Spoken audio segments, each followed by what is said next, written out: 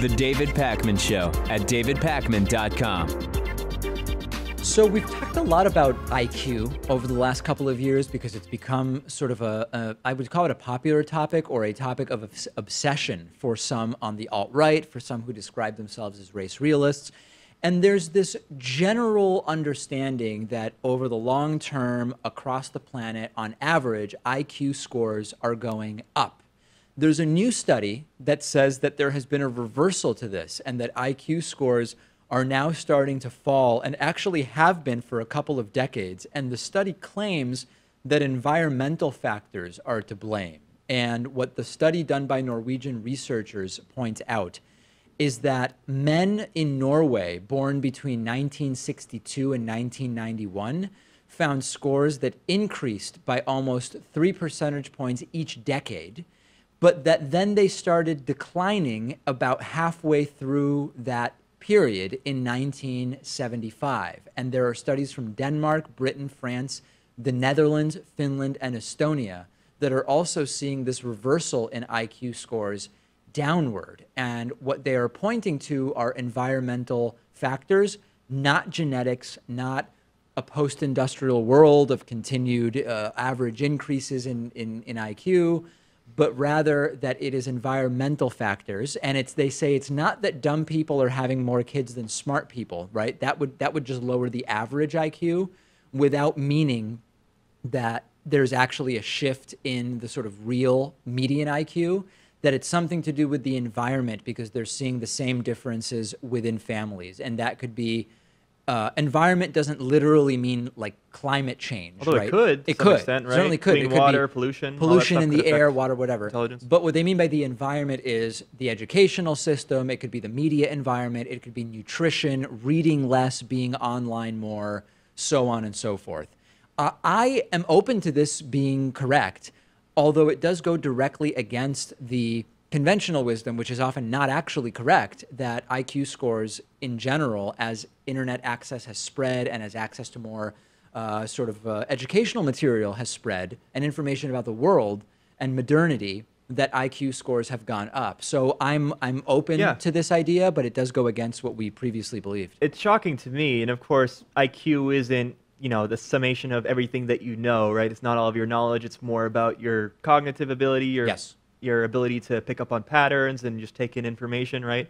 We have a generation of kids now, they call them iGen. They've never known a world without an iPhone, right? Sure. Direct access to the internet. They have phenomenal research skills, right? They can use technology so easily.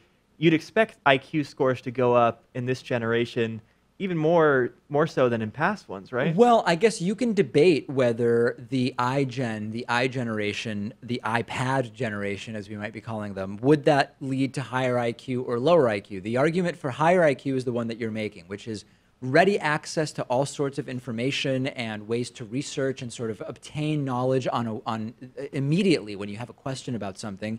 But as you mentioned, IQ is not the sum of all of your knowledge. There are some cultural biases to IQ, as we learned last week, although oftentimes the comparison that's made is someone who lives in a remote village or tribe completely isolated from any civilization. That really the more interesting comparison would be, are there cultural biases in IQ that would cause a significant difference between someone in the US and someone in France and someone in Croatia? I don't know that ultra remote villagers are the right people to evaluate cultural. They're not even prepared to really, they don't even necessarily understand what tests on paper or on computers are and sort of what the point of it is and how you take a test. So I don't really know that that's fair. To the extent that there is a little bit of cultural bias in some of these tests, there's an argument to be made that the iGen characteristics might push up IQ, or that they might push it down because you don't need to integrate a full understanding of some concepts, for example. It could be mathematical concepts or other concepts, because you know that you can look it up at any time if you need to look it up. So I think that there's arguments to be made on both sides about the influence of sort of like always on, in your hand, mobile phone and tablet technology. Yeah, I feel like that may lead to us having worse memories over time, right? Because there's not as much necessity for that. Yeah. I'd love to see a follow-up study, maybe this time looking into what specific environmental factors there are, because that's left pretty vague. I mean, that could be access to education, It could be, like we said before, literally the environment, Yeah. right? I think there's a lot there.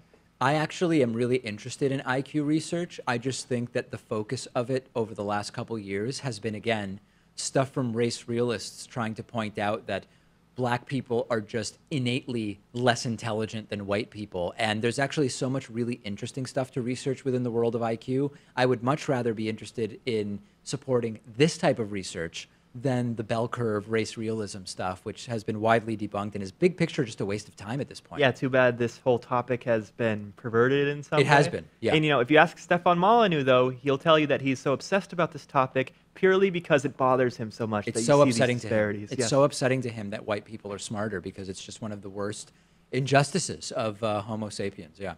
Albert Einstein, the great scientist Albert Einstein, is generally speaking known as a fighter for civil and human rights, an egalitarian, a worldly guy. And there have been some private writings of his, personal diaries, that have exposed him referring to the Chinese as industrious, filthy, obtuse people, which is not the kindest thing to say.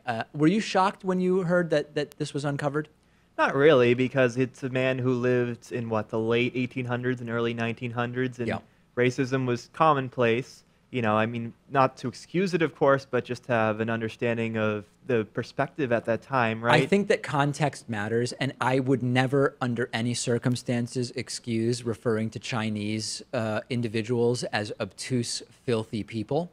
But I think context matters. And when you think about what was going on around Einstein at the time, and you consider that he would regularly denounce the discrimination that was built into the law against African Americans, right? Earlier 20th century, when he referred to racism as a disease of white people, he truly was way ahead of his time when it came to civil and human rights and race relations. And I think that it's not to excuse what he said, to recognize that on balance, in the context that he existed within, he was one of the most forward-thinking, notable individuals from the world of science on this issue. I don't agree with what he said. I think it's horrible. I'm not excusing it, but I think that context does matter here. And let's remember that these are diary entries, too. These aren't public statements. He never intended for these to go public. And there's a case to be made maybe that they never should have, right? Because these are his inner thoughts, right? Not an excuse. No, not an excuse for anything, but like is it really a good idea to take someone's diary and publish it posthumously without them having a say in it? That's a more general question, yeah. And I don't know what the sort of circumstances were of these personal diaries and sort of what he said is and isn't okay with those. And he also wrote, other not nice things about the Chinese with regard to how abundantly they are producing offspring and how they might actually take over the majority of the population, and so on and so forth. He was complimentary towards the Japanese, too, interestingly enough. Yeah. So listen, I don't like it, but I think that big picture for his time, this was actually a guy who had what then were considered very progressive ideas about race relations. Is it time to take down the statues and monuments dedicated to Albert Einstein and his great work? I don't think so. Okay. I don't think so. I mean, if Mel Gibson is back in Hollywood again and working, I don't think it's time to take down the Einstein statues for sure.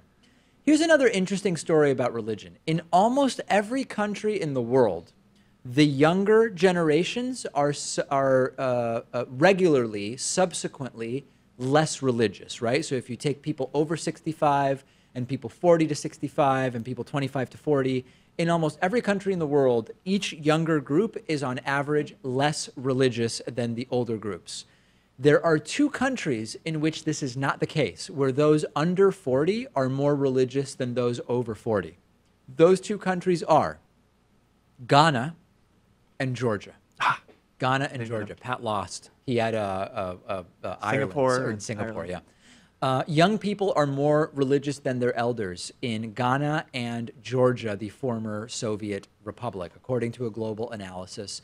In 46 out of 106 countries surveyed by the Pew Research Center, those between 18 and 39 are less likely to say religion is very important to them than adults over 40.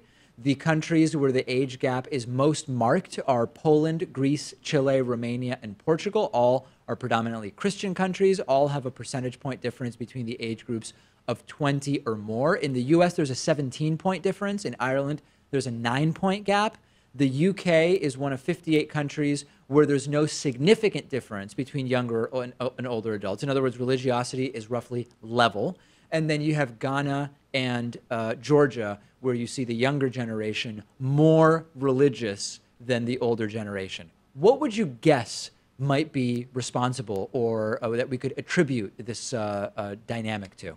Why they're more religious in Ghana and Georgia? Yeah. I don't know. I mean, the article didn't really go into it. I feel like it's just, these are outliers. 100 or so countries were looked into, and it could just be statistical error, honestly. I don't know if there are any cultural things Here's we the can one look at. explanation, okay? And I think it's disproven maybe by the fact that it's not happening in a lot of other countries. There's the idea that entering the world of science as well as economic development moves people away from religion. So it would stand, at least hypothetically, that if you have situations in countries that are increasingly worse off or that at least are falling behind other countries, that people might turn to religion as a sort of safe haven from what are not good realities that are taking place in their country. And you could say Ghana's having economic problems and Georgia's also having economic problems. But the problem is we're not seeing the same dynamic in tons of other countries that are also having massive and even bigger economic problems. So I don't know, there could still be an explanation for why in Ghana and Georgia it's having that effect and not in other countries. I just don't know what that would be. Like if there were similar rates in other Soviet bloc countries, for example, around Georgia, I could see that trend. Yeah. Same thing with West Africa, right? But we don't really see those. It seems like religiosity among young people is declining in the surrounding countries as well. Yeah. There is also the issue of fertility rates, where in general more religious places have more kids, but that wouldn't then come back to influence the level of religiosity necessarily, because these are not analyses that depend on the number of people in the age groups. There are analyses that depend on the religious percentage of people in one age group versus another. So religious people having more kids wouldn't actually impact the numbers either. So I genuinely am unsure as to what the explanation is. You look confused, Pat. I'm a little confused about the math there. If a religious person has a whole bunch of kids, and someone who's non-religious only has a few kids, the percentage of religious people within that age group is going to go up? The percentage of people in the age group will go up, but comparing one country to another, if what we're trying to figure out is, are younger people more or less religious than their parents, you wouldn't have an explanation for that in the reality that across the world, religious people have more kids. Okay, I'll take your word on it just because we don't want to have a 30-minute bonus show while we walk through all this stuff. But I think the trend will continue, right? I mean, religion for a long time took the place of our scientific ignorance. We didn't understand. Didn't take the place. It preceded it in a sense, right? We didn't have the scientific apparatus yet. Yeah. That's what I meant to say. We didn't know what the origin of the sun and moon were or what causes weather, right? And so we had to pick God to fill that void. Sure. With science and technology accelerating and becoming to where it is now, there's not as much need for God to explain all those things. That's the general trend. That's the general trend that we're seeing. And I actually think that this is very interesting to follow because connected to it, there are so many other sort of socio-cultural externalities, not necessarily negative externalities, but externalities that can be observed. Send me your thoughts. Why might Ghana and Georgia be experiencing this trend that is bucking the trend in most of in really all of the rest of the world? That's it for today. We'll talk to you tomorrow. The David Pakman Show at davidpakman.com.